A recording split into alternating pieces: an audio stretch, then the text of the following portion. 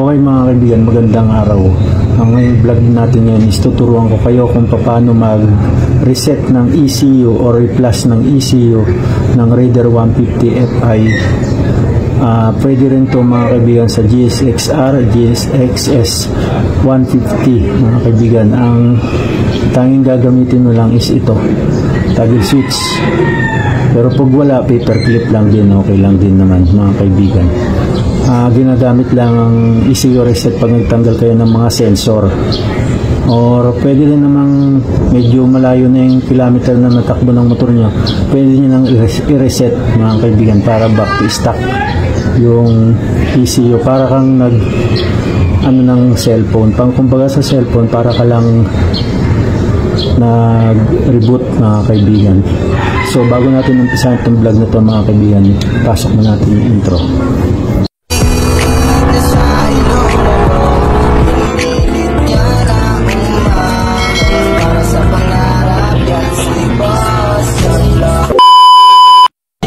So ayan mga kaibigan, umpisa na natin kung paano ang procedure ng mag-reset ng ECU. Unang-una, ito ang gagawin. Ayan.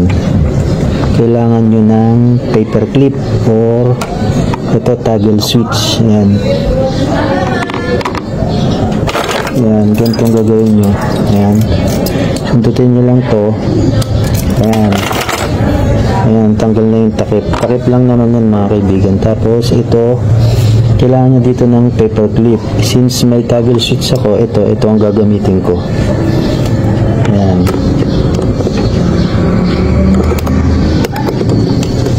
Ayan, ilagay nyo lang dyan mga kaibigan.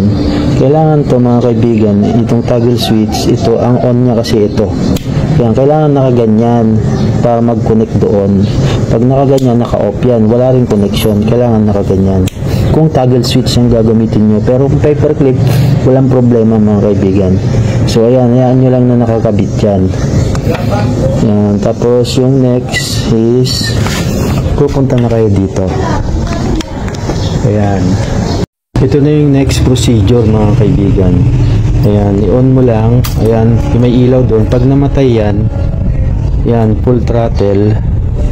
Tapos pag umilaw ulit doon, ayun, pag namatay, bitawan mo na. Ayan, okay na yan. Tapos i-off mo ulit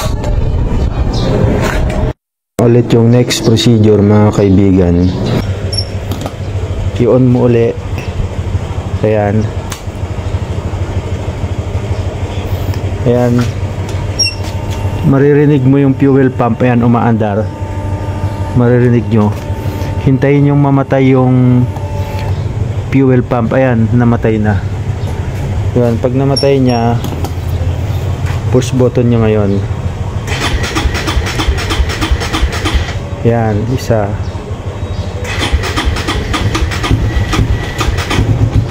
Dalawa. Tapos pangatlo. Ngayon, kung ayaw na, pwede nyo naman kasi lobat na to, pwede nyo padyakan.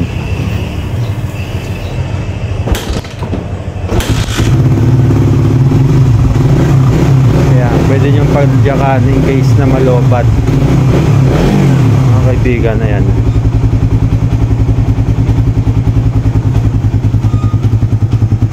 Gaya nyan mga kaibigan na lobat, pwede mo rin naman padyakan, huwag kayong kabahan. In case na mangyari sa inyo yan, na hindi nyo nagawa yung 3 times na push start. Ganun in case na malobat, pwede yung padyakan na, baka biglang mangyari sa inyo, under pa rin yan. Ayan mga kaibigan, under pa rin yan.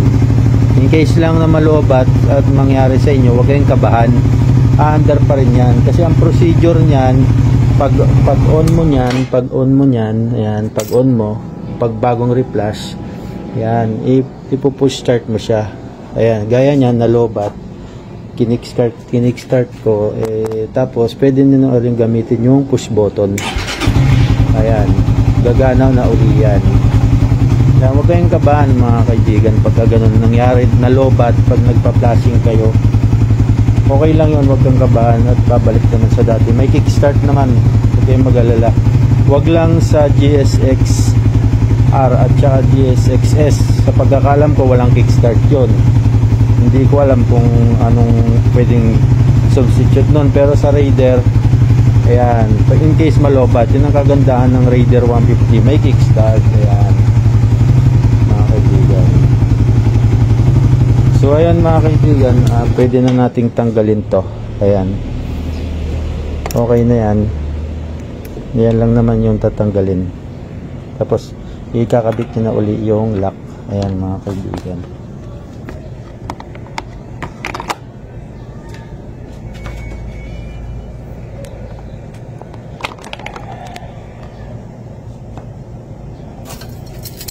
Ayan. Pagtanggal ganun din. Ayan. Susundutin lang. Ayan. Ayan, tanggal na. Tapos ibalik nyo lang tong takip. Ayan. Sa paper clip na mga kaibigan, wala nang sinusundot, isusok lang na parang ganito. So ayun mga kaibigan, sana nakatulong tong vlog ko.